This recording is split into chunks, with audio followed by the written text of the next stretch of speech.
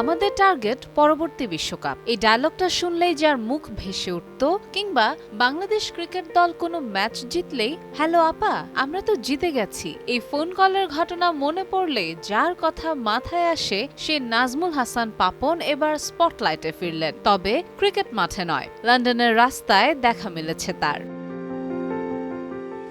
একসময় বিসিবি মানেই ছিল নাজমুল হাসান পাপন। ক্রিকেট বোর্ড যেন ছিল তার ব্যক্তিগত ড্রেসিং রুম। যাকে ভালো লাগতো সে দলে থাকতো, আর পাপনের ইচ্ছের বিরুদ্ধে গেলেই ধ্বংস করে দেয়া হতো তার ক্যারিয়ার। সাবেক প্রধানমন্ত্রী হাসিনা পালানোর পর থেকেই পলাতক সাবেক এই বিসিবি সভাপতি ও ক্রীড়ামন্ত্রী অর্থ আত্মসাৎ সহ আরও বেশ কিছু অভিযোগে বর্তমানে পাপনকে নিয়ে অনুসন্ধান করছে দুর্নীতি দমন কমিশন দুদক।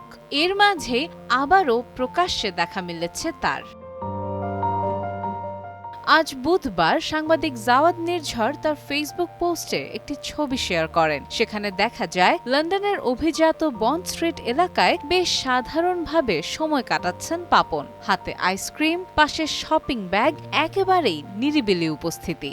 একসময় দেশের ক্রীড়াঙ্গন ও রাজনীতিতে অত্যন্ত প্রভাবশালী এই ব্যক্তির এমন সাধারণ ও নিঃসঙ্গ বেশভূষায় ঘুরে বেড়ানোর দৃশ্য নেটিজেনদের মধ্যে নানা প্রতিক্রিয়া সৃষ্টি করেছে।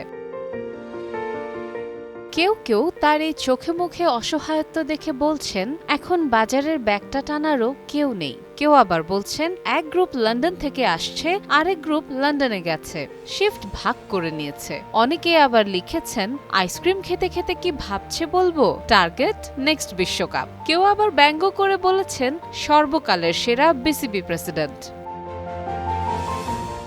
রাজনৈতিক পট পরিবর্তনের পর আওয়ামী লীগের একাধিক প্রভাবশালী নেতাকর্মী বিদেশে অবস্থান নেওয়ার চেষ্টা করেছেন বলে বিভিন্ন সময়ে আলোচনা হয়েছে। কেউ রাজনৈতিক আশ্রয় চেয়েছেন, আবার কেউ ভ্রমণ বা মাল্টিপল ভিসায় অবস্থান করছেন বলে জানা যায়। তবে নাজমুল হাসান পাপন ঠিক কোন প্রক্রিয়ায় বা কোন ভিসায় লন্ডনে রয়েছেন তা এখনও নিশ্চিত হওয়া যায়নি।